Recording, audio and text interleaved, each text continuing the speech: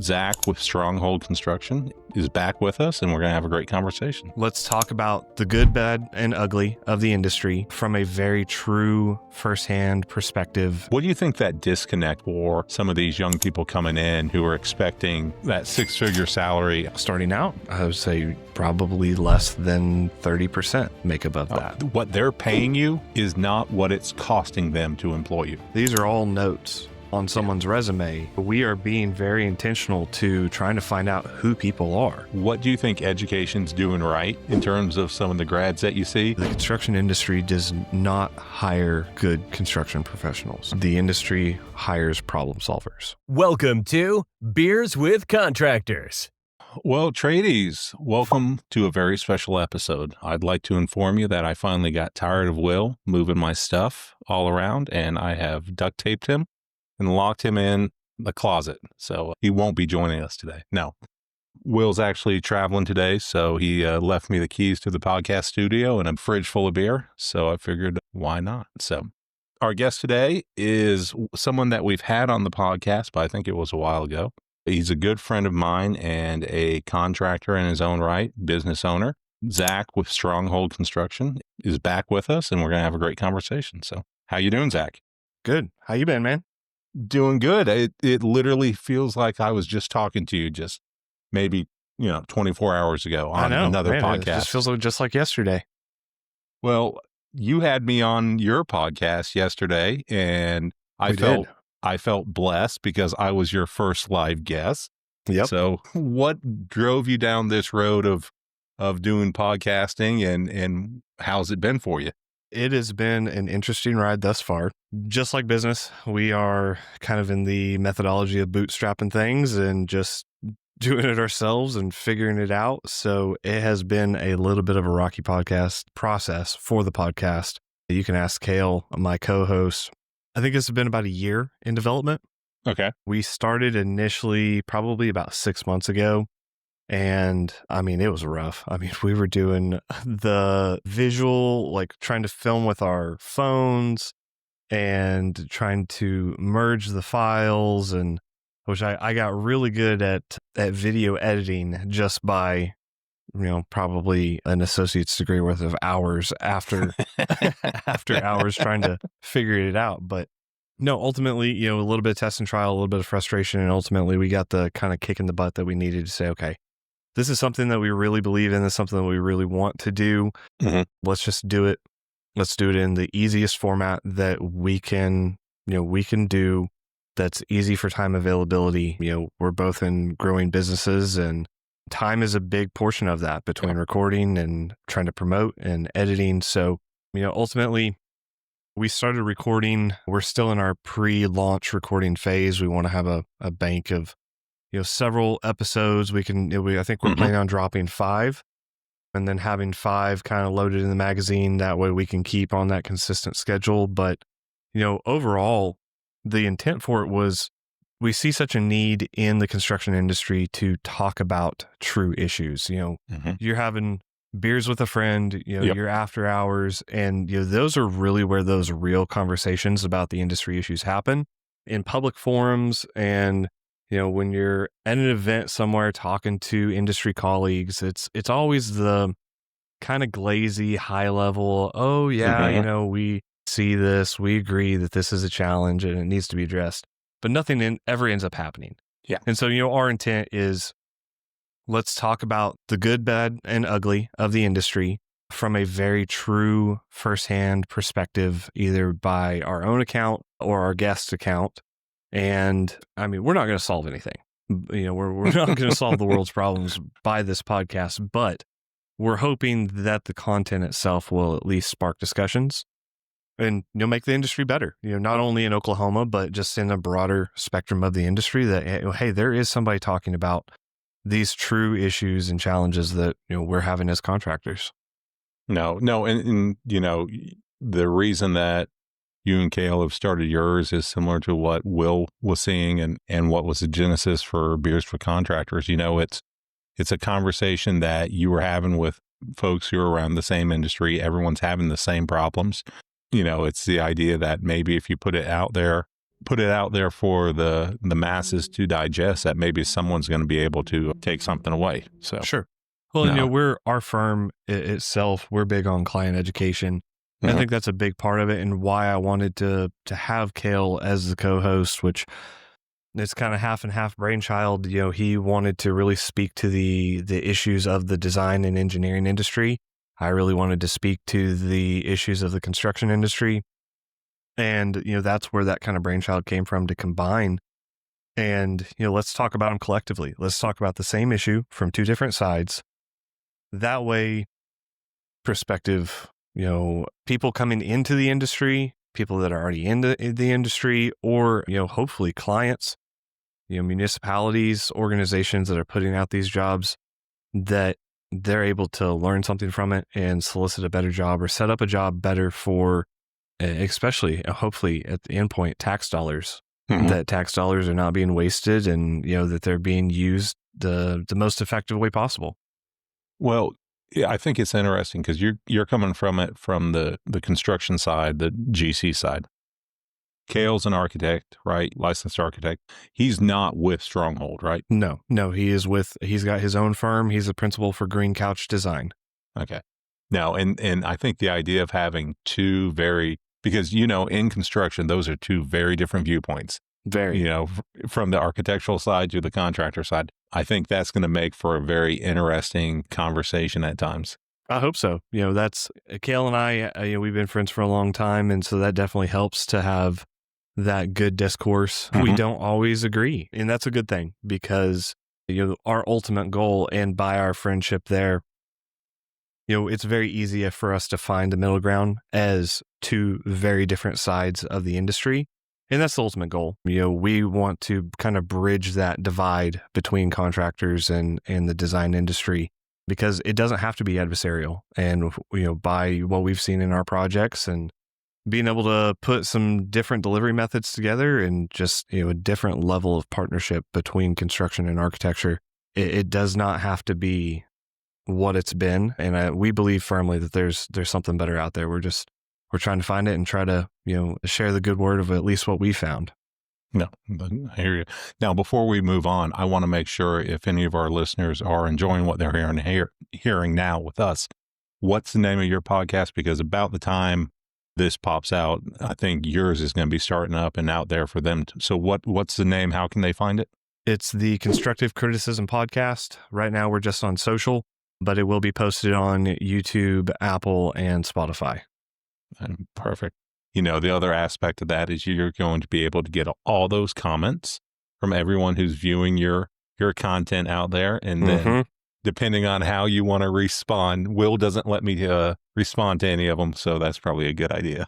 I already put out some pretty mildly controversial stuff on my social media, or at least my professional social media. So I'm not too adverse to some interesting comments. And after 10 podcasts, Zach got canceled. Yeah, pretty much. Well- Cale's wife, it was funny. I think it was our first or second episode. His wife, who is also a partner in the design firm, we essentially got scolded for just being idiots. But she's like, if you get us canceled, I'm never gonna forgive you. Well, that's what I tell my students all the time is like, growing up in my generation, we did all the same stupid things you guys have done. And granted, we might have done more. What we did not have, and I don't know how you all do it, is everyone had a video camera in their pocket ready to make memories and put them out there for the rest of the world to see. Oh, yeah.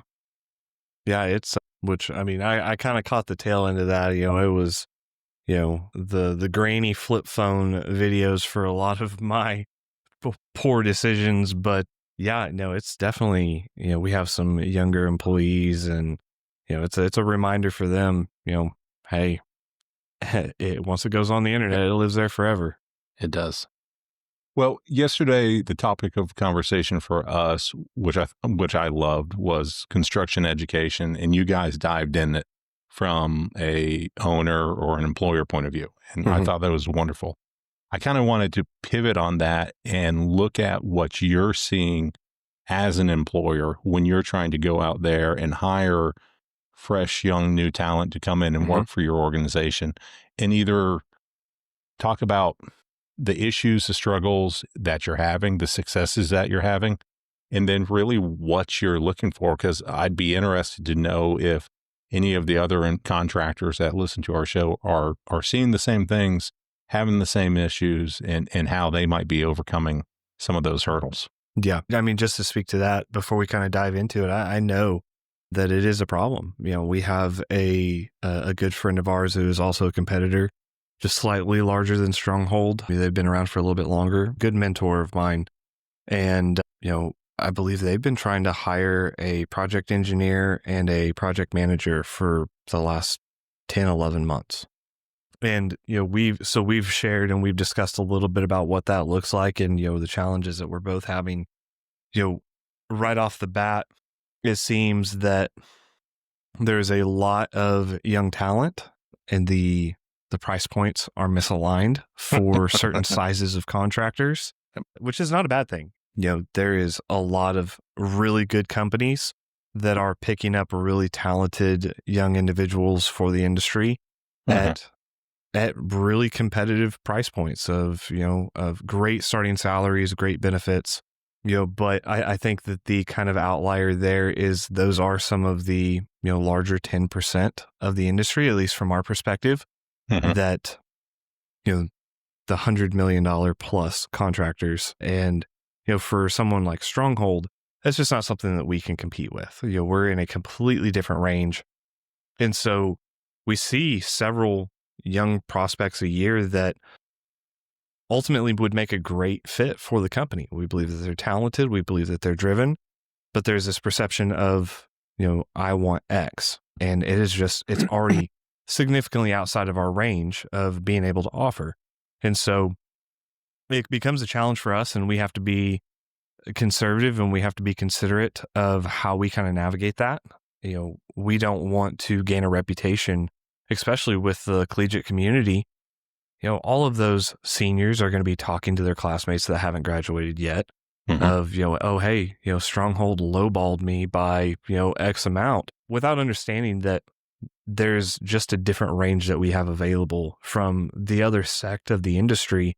And it's just not feasible for me to get up into those six figures for someone that is fresh out of college with no industry experience other than maybe an internship. So, there's some challenges there. Ultimately, we see, when we put out a solicitation for a job, we're gleaning through all kinds of resumes. We are gleaning through the guy that has installed tile out of his truck in residential homes for the past 20 years that wants to become a commercial PM, all the way up to, we recently had an individual who was a close relation to the industry, not specifically, construction manager, general contractor, but closely related, and, master's degree, 20 years worth of experience. Unfortunately, there's a lot of, probably more so than not, really talented individuals that we come across say, I would love to hire you for this position, but I'm not hiring for that right now. Yeah. And that's another challenge. We have to be very specific. If we're hiring for a superintendent, there is no variable. I can't stack and say, you're a great prospect anyway, I'm going to hire you as a PM. You can fill this role on this project. I just don't have that availability for the small to mid contractor. And, most guys like Stronghold don't. And so we have to be very intentional. We have to be very specific. And, it's also looking at what they want. Do you want to be a superintendent for the next several years? Do you want to graduate to a project manager? Do you want to transition to a project manager? And we have to be looking at those capabilities. But I think it's been talked about a lot. We just see a lot less interest than I think what we would like. I think probably out of 75 to 100 applicants that we see come across, we probably offer 5 in-person interviews. Yeah. Just from a qualification space. I think anyone who's ever gone through that hiring process, there's a lot of effort, a lot of time that you spend going through those 100 applications. If you're really going through them, you're going to spend quite a bit of time like having those conversations with multiple people on your team. Yeah. to see if they're going to be a good fit. And then if you extend that interview, there's an opportunity cost that you're expending right there. And so you have skin in the game. But. For sure. Which I had it on my desk here. Actually, I'm trying to blank out the name here, but this is one of our, our application processes. This is just our cover sheet.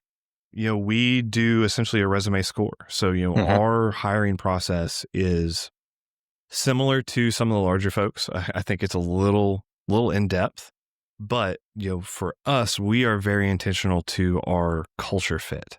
Yeah. And I'm looking at more so of a culture fit in equal or maybe higher standing than a experiential fit. So, we're going through, you get a score to an experience, a background, your certifications, your education level, and then, we have a go, no go for each position. Did you hit the minimum score? And then, I can show you, this is just our screening process. These are all notes on someone's resume of, we are being very intentional to trying to find out who people are, what makes them tick, why do they want to work at a small to mid-sized contractor? And that's just the screening. It's a 15-minute screening, and then we do a 30 to 45-minute virtual interview.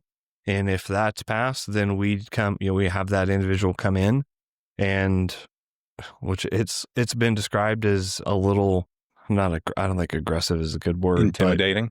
It's intimidating, yeah, because we've got the ownership group, we've got the senior staff, and we've probably got 3 or 4 potential coworkers of that individual sitting in the conference room, because it is very much a employee evaluated interview. Is this someone that you would want to work with? Is this someone that you could see yourself working with from our existing employee base? And so, anything that aligns back to a culture perspective, it has to be a collective vote for us. And I know a lot of smaller general contractors feel the same, just because, it's not like we have 60, 70 employees. We have 14. And so we have to be just a little bit more selective. Yeah. And, I think that process, you touched on a couple things. One, you have a process in place, right? And so you're taking all your applicants through that, and you're not just flying by the seat of your pants. And that way you're holding everyone up to that same lens. And so it's truly a good evaluation.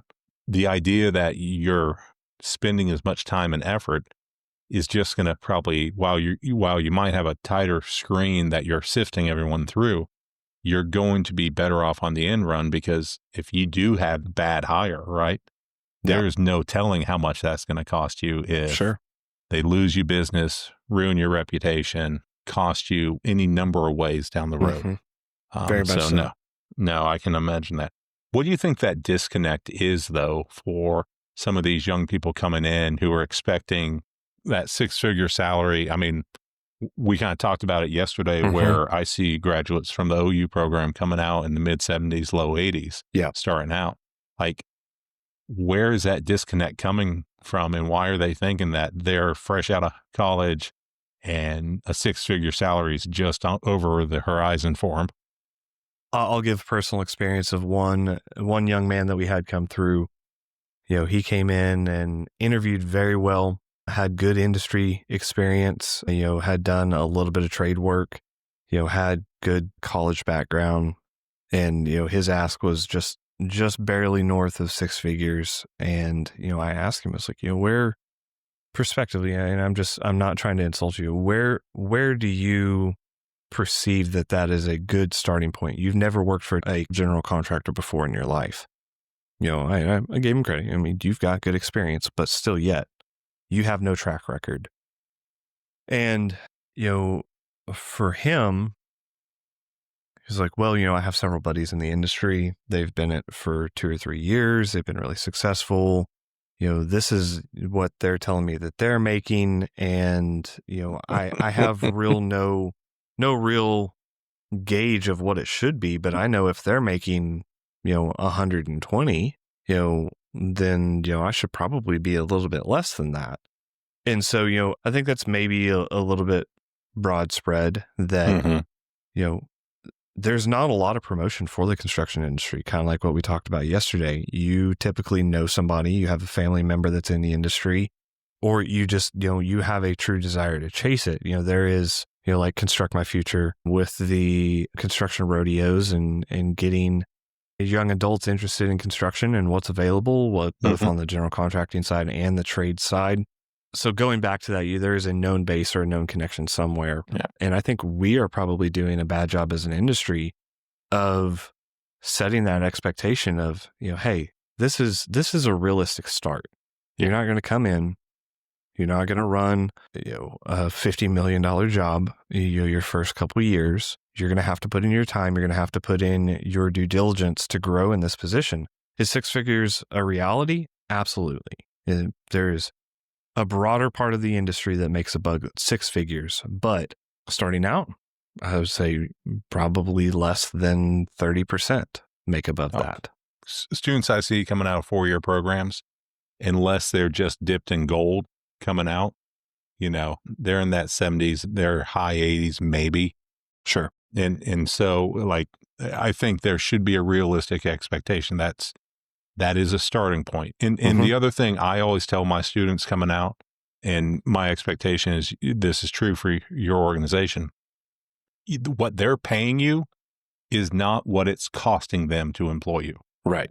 There is fringe benefits. There is payroll. There is taxes on top of it, which are probably 35% on top of everything that you're already paying them. Yeah. And that's if they don't have a nice new shiny blue company truck.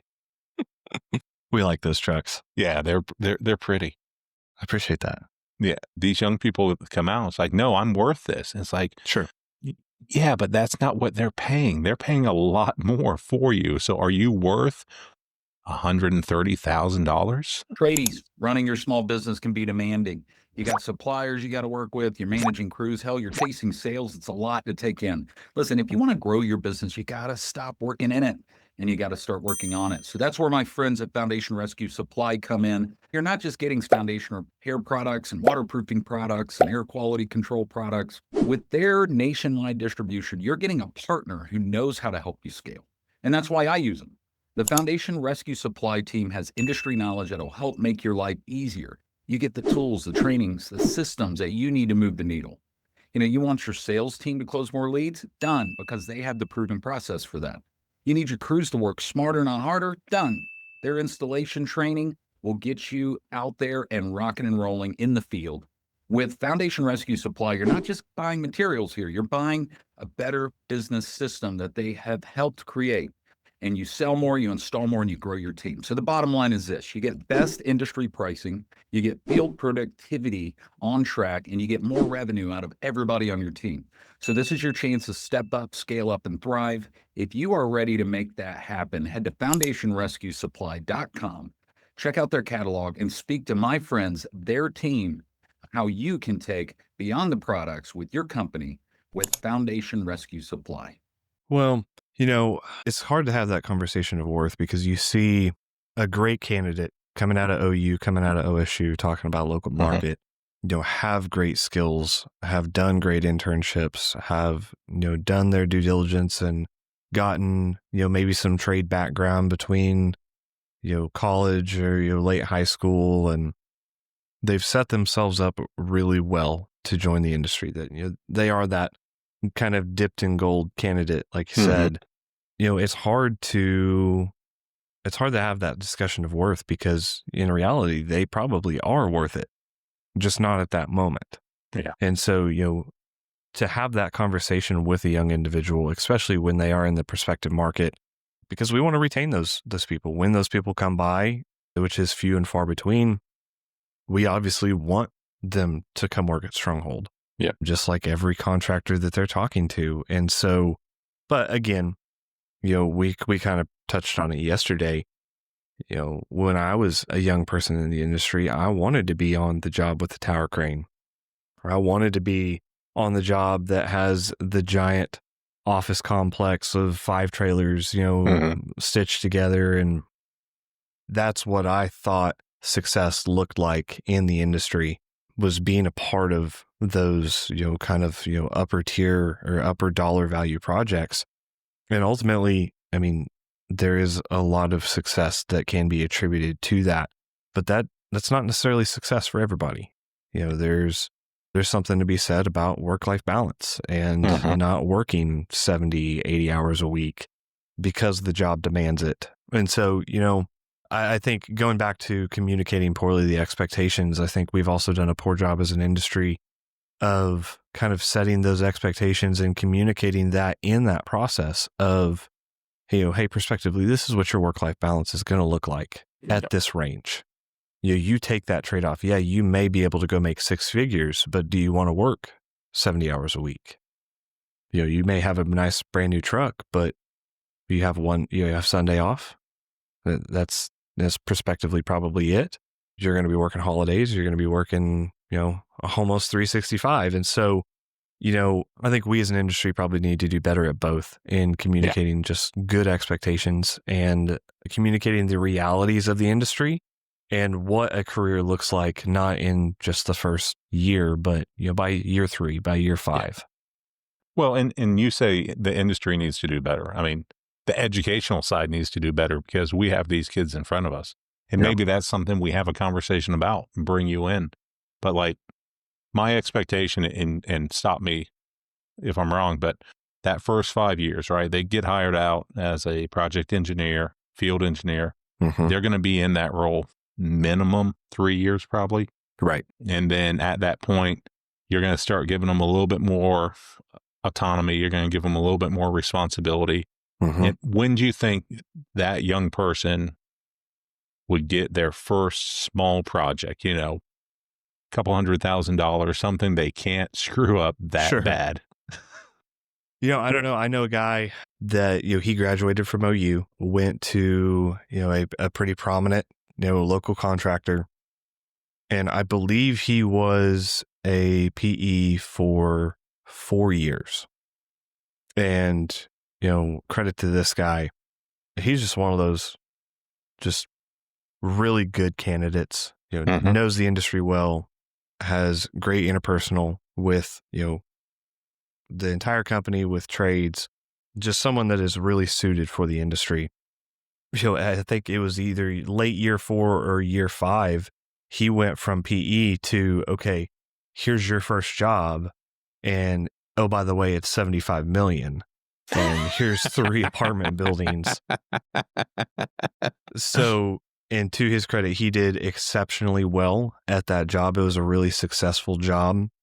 And so, you have those companies that, you may be a PE for 4 years, but that company has developed such a process for, development and bringing you up to standard and bringing you up to being able to be successful as a project manager. Yeah, you may be there for 4 years, but you're jumping from literally bottom of the barrel to running a $75 million job as your first crack into the industry and being successful at it. Now, not everybody's going to do that.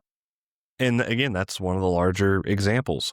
For us, we both know a student from OSU that Stronghold was thankfully able to pick up.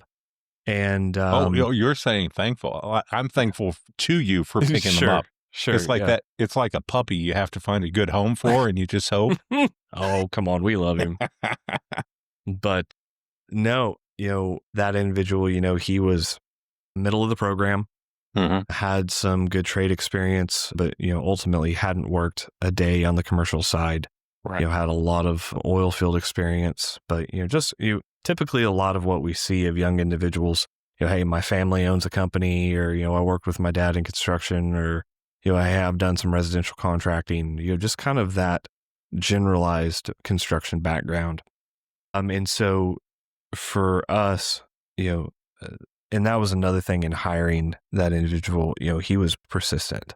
He was engaged and persistent, and we could really see the drive before ever even offering an opportunity. And that stood out as someone, hey, we want to bring that individual back. Ultimately, we interviewed him for one position, didn't offer him, and then we had another position come up just a little bit later, and it was like, hey, that guy stood out.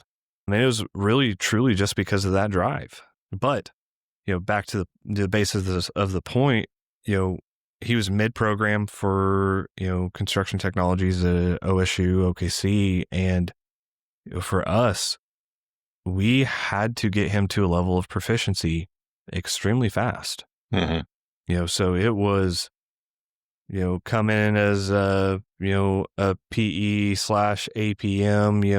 you got to kind of learn the reins pretty quick. Okay, after 6 months, you're an APM. Oh, okay, we're 11 months in and here's your first project. Yeah. So, and you see that a lot for the smaller contractors. Yep. That there's just a need, there's a level of proficiency that you have to maintain that viable value. We don't have the ability for education. You can't sit here in an educational position for years upon years and not start to generate revenue as an independent employee. And so, it's different. So you have the variable between 4 years of education post-college in the industry to running a $75 million job, around year 5, or, smaller side. I think you see a lot more frequent that you're going to get your first crack at a project very quickly. Well, I've seen, for as far as you, and I know this is true, I've seen plenty of contractors have that same conversation. Like, we need a superintendent, we're going to need another project manager. And they're at the size that they can't bring young talent on and train them for 2-3 years before they hand them the keys to something, because the math doesn't math, right? No. It doesn't work for it. And so now they're stuck hiring someone who has that experience. And now if you're going to hire them, if they're good, they already have a job. Yeah. And if you're going to pull them away from that job, you're going to pay through the nose for them at times. And now you're sitting there possibly with someone that you paid and you got from an organization. Might not be a great cultural fit, but they're good at their job, but they might also end up leaving your culture for that next step. Oh, yeah. And my expectation, the young man that we're talking about, you're going to have him for years, right? I hope so. And I really do. And not in no way, shape, or forms. The puppy analogy is pretty good, right? That was good. Yeah, like if you show some love, right, and you take them in, they're going to show you some loyalty. And I've seen plenty of students in the past that first individual that gives them an opportunity and shows them some love and some respect, they're going to stay with for a very long time. I firmly believe that. And, let's talk about the competitiveness, unfortunately, that presents that for the smaller contractors. Yep. It is not that we as the small to mid general contractors don't want to hire young professionals coming out of college. Prospectively, some of these projects, I'm even having to take my senior staff salary allocation out of these jobs to be able to be competitive. It's quite literally superintendent, project manager. And, if that's a, $3-4 million job, I have to have 2 individuals on that job that are at least costed on the upfront for that competitive bid. If I do get it, and we're already against 1% to 2% margins. We as a contractor don't have a giant profit margin in these competitive jobs that we're banking against.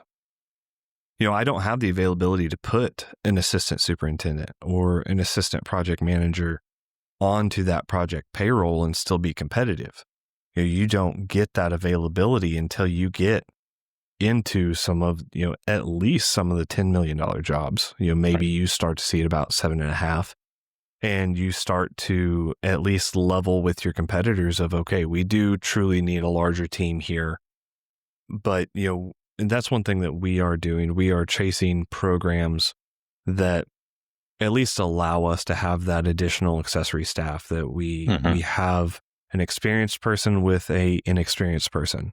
And it gives us that flexibility and availability to bring someone young in, allow them to use this first project as their kind of upstart, their learning process with an experienced team.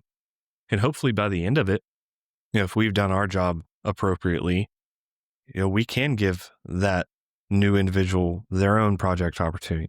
If it's small, if it's manageable, the bumpers are easy to control for the guide rails, but the intent is, and what I tell our young staff is, you have to get out of a training position as fast as possible. So whatever that path looks like, and it's different for everybody, I want to put you on a path that gets you to running your own projects confidently, and not, just by the seat of your pants, but confidently as quickly as possible.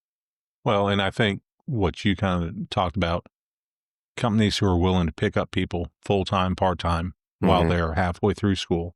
At OSU, OKC, we saw it all the time. People come in, get a full-time job. They're about to finish up. Even at OU, we're seeing students that come back from an internship. Companies are retaining them at a part-time level just to make sure that they have that, I'm not going to say brand loyalty, but they're already committed so that they're not looking for that greener pasture at times. Sure. So I think contractors, and if you're looking at hire, you're going to have to think outside of the box. It's not that same job market that we had 10 years ago. It is very different. Yeah.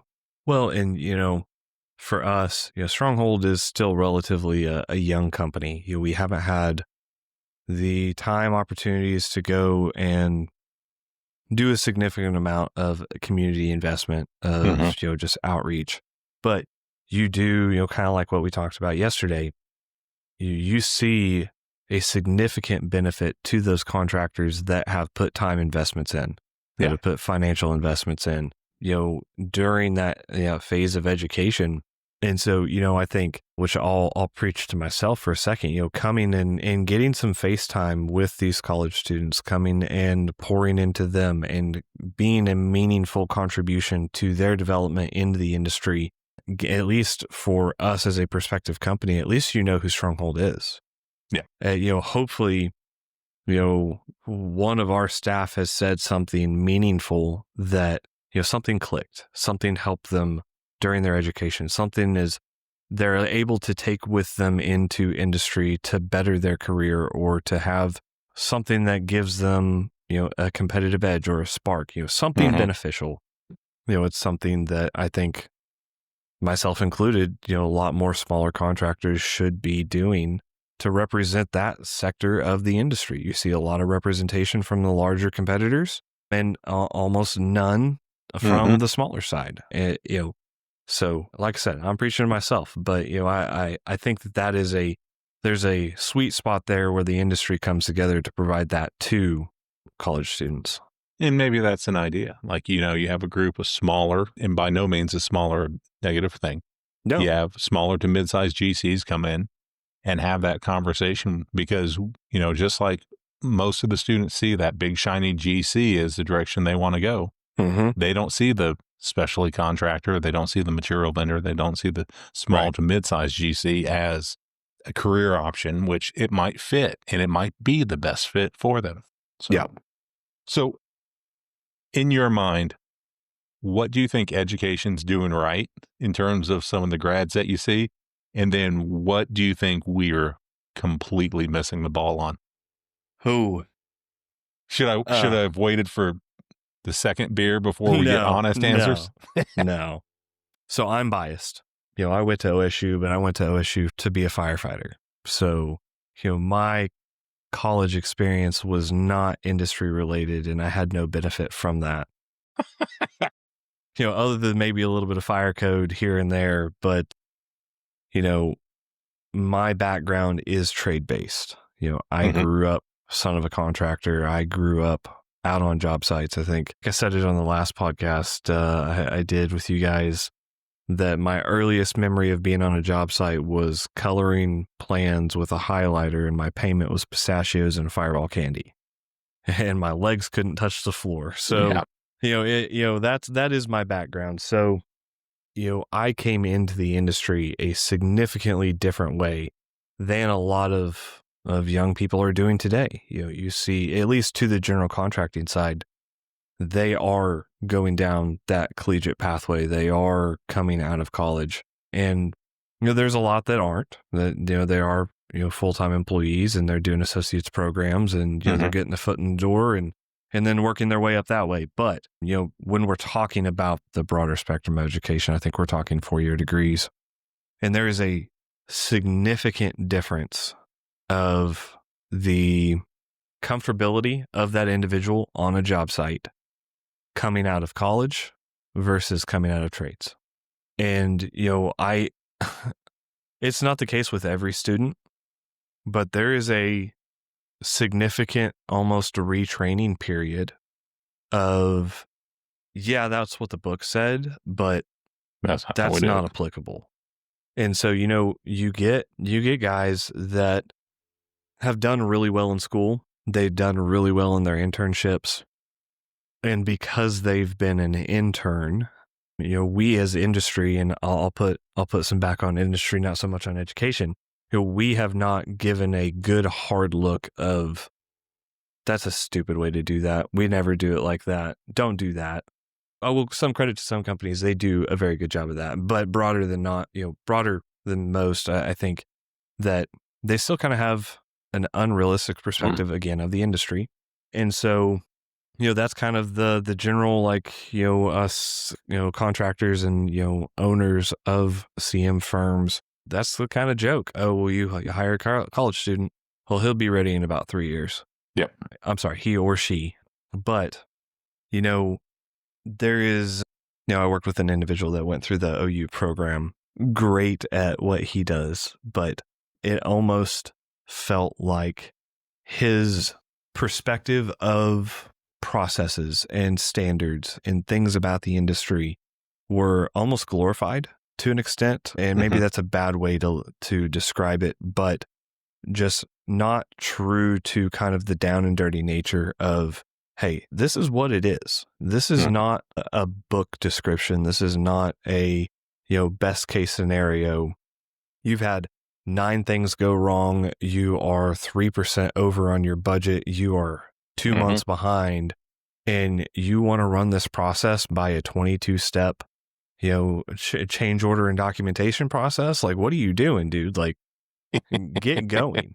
Which he didn't do that, but just, that is just the joke, whether that is the reality today or not. That is at least the perception of the broader industry, that students coming out of 4-year programs and even some 2-year, that they will have all the basics. They will have all of the foundations, but every single one of those concepts will have to be tweaked and adjusted to actual reality for the industry. And I think that's true of most disciplines coming out of college. You have school and book and real world. So construction is not the outlier there, but I do think that it is a little bit of a disservice to the students to say, during that course curriculum, hey, this is what the book says. This is your foundation. Understand that this is a foundational base, but you're probably never going to do this in industry, or it's going to be a modified version. Well, and one thing you talked about, and I don't think we in education do enough of, is challenge them in a way where you've screwed up. Now you have to fix your screw up, right? Yeah. Because everything is, here's the assignment, here's a job, get it done, follow these rules, and you'll get the grade, right? And that's not what this industry is. This industry is nothing but challenges and screw ups and things that go wrong. And your job as a contractor, superintendent, project manager is to fix problems. Yes. And so the day that project goes perfectly from start to finish, you no longer have a job. Exactly. Yes. Well, one of my mentors early on, he told me that, the construction industry does not hire good construction professionals. The industry hires problem solvers. Yep. You can simplify whatever role that you are in, whether that be in the field, whether that be in the office, whether that be in a pre-construction format. Your role is to be a creative problem solver, to think of a better way, a more efficient way. And, if you have a roadblock of a problem, how do you get around it with the least amount of damage viable to both you and to the company. And so, that's, I think, all around industry, education, I think there's something which I don't even know what you do other than maybe more engaging or more in-depth internships. We as the industry need to give a truly a better kind of slap in the face look of what your career is going to look like. Because, almost every program requires an internship anymore. And if you don't, then you're probably going to be disadvantaged coming into the job market. And so, I think that is a really good opportunity. Again, I'll speak to, our side of, we just need to do a good job of, explaining and showing the realities of what the industry is and what they can truly expect when they come out of college. Yeah, no, I completely agree. Zach, we're coming up on time. My thought is, one, this has been exceptionally nice having a conversation with you and not having Will in the background just going like, it's significantly quieter. I know it's like someone put away the flying monkeys, right? And they're not bouncing off the note. He's going to kill me. Will, we love you out there. So, oh yeah. At some point, I think he's at a industry conference or probably out there drinking a few too many beers after the day of selling his wares or products. Hey, I don't blame him. I'm sad that he's not here today. Well, we'll miss him. We'll have to catch up on another one. No. So when's your podcast hit, you think? When can everyone start looking? We'll start to look for it probably mid to late December. Right now, the recording schedule with the holidays coming up, I think that we are going to hit that kind of magic number probably about right around Christmas, actually. So I'd say late December and search the Constructive Criticism podcast. No, I think that'd be good. And as long as you don't get canceled first by your co-host's wife, I think we're doing good. So far, so good. We'll see when those first 5 episodes drop of what people decide is cancelable. I think that we've done a really good job of staying pretty political, pretty PC. But yesterday's episode, having you on, that was an awesome episode to talk about education. Yeah, we have some interesting discussions and some really great guests coming up that are going to be talking about some pretty, we'll say, spicy topics. So don't cut us out yet. We might get canceled before the end of Q1. Yeah. I will highly recommend, if you don't get an editor like Drake, because Drake keeps us out of the headlines for the negatives, and he keeps us on the airwave. So, but well, Drake, I'm currently editing ours, so we need to have a conversation. No, Zach, it's been great having you, but I really appreciate you jumping on today. And like always, I love talking to you. Well, Terry, it's always an honor. I hope to be back for another one. Sounds good, bud. Thank you. See you guys. And that's a wrap for today's episode of Beers with Contractors. We hope you enjoyed our chat as much as we did. Before we say our final goodbyes, a friendly reminder. Beers with Contractors encourages responsible drinking. If you choose to enjoy a beverage during our time together, please do so in moderation and only if you're of legal drinking age in your country or state. Furthermore, the advice and insights shared in this podcast are for informational purposes only. Always consult with professionals and experts in your field, and be sure to follow local laws and regulations regarding licensing and permits. We're here to help, entertain, and inspire, but your safety and compliance are important. So, as you head out into the world of construction and contracting, remember to build responsibly and make decisions that stand the test of time. Thanks for joining us today. We'll catch you on the next episode of Beers with Contractors. Until then, cheers to your success.